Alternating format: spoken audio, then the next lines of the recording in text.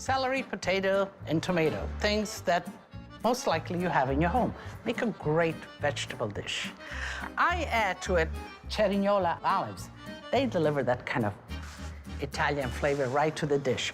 So, simple, plain potatoes. Peel them, wash them, and dry them a little bit because I'm gonna put them in the hot oil because I want them nice and crisp. So, you know, they splatter if you don't dry them. And in cooking time, the potatoes take the longer. They go first, then the celery. Tomatoes are the last, the olives in between. This is hot. Let me start throwing the potatoes in.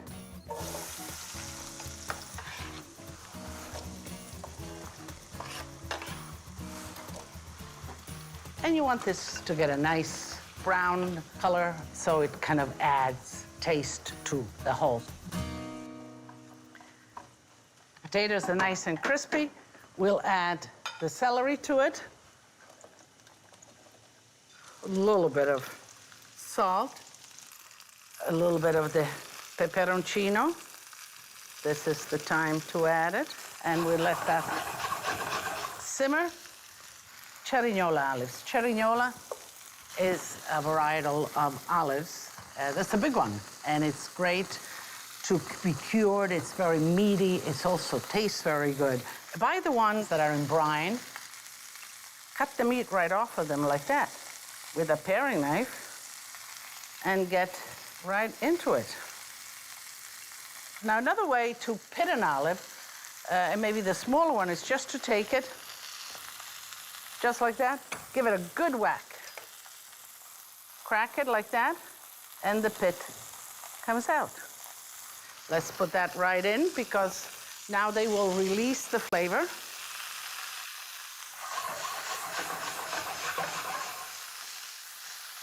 So in cooking, you know, you look for those elements that bring intensity. But one element is enough. Whether it's an herb that you love, whether it is an olive, whether it is a little bit of bacon, whether it is capers, whether it is an anchovy. These are all kind of elements that you most likely have in your cupboard and that you can add when you cook things to really magnify, bring the sort of the spark to the mouth feel, if you will, and taste. So you think, oh, well, potatoes, celery, how exciting is that? Now you put a little bit of olives in there, and it's very exciting. All right, so I like the potatoes are crunchy, the celery is kind of cooking and getting crunchy. We'll add the tomatoes. The tomatoes will add flavor, but we'll add also a little bit of moisture. I need to salt the tomatoes. I think just add a little bit of oil, and this just needs to simmer. For me, cooking is much more than just chopping and frying and sautéing. It's actually being involved with all of my senses. My hands, my eyes, the sense of smell, the sense of taste, the sense of feeling when the food is in my mouth and biting on it. All of those are elements that really lead me in cooking and how I cook. So when I cook, I feel, I touch, I smell, I look, and then I cook with my heart. Okay, this looks ready. Looking good, smelling good. You know what?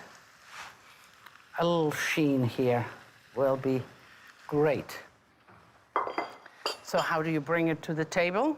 I think, you know, you can bring it in a nice warm pot, just like this, with a trivet, but you want a bit more of an elegant presentation. Piling it like this is good.